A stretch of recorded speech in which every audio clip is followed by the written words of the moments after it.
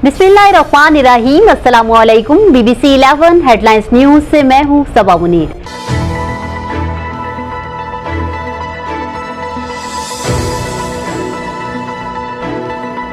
खबर शामिल करते हैं हड़प्पा से, जहां हमारे नुमाइंदा खसूसी शाहजेब जतोई के मुताबिक साहिवाल थाना हड़प्पा की हदूद में पुलिस मुकाबला, डाकू और पुलिस के माबैन फायरिंग आधा घंटा से जायद अरसा तक जारी रही। 4 मोटरसाइकिल सवार डाकुओं ने 101/6 आर के करीब हाफिज अहमद नामी शख्स से वारदात की थी।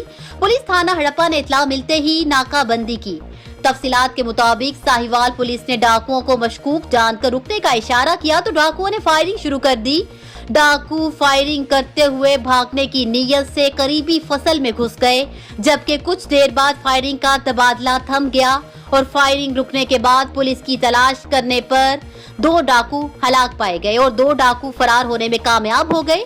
नाजरीन, आपको बताते चलें कि हलाक होने वाले डाकुओं से छीनी गई मोटरसाइकिल, शिनाख्ती कार्ड और रकम बरामद कर ली गई है। ताहाल हलाक होने वाले डाकुओं की शनाख्त अब तक नहीं हो सकी।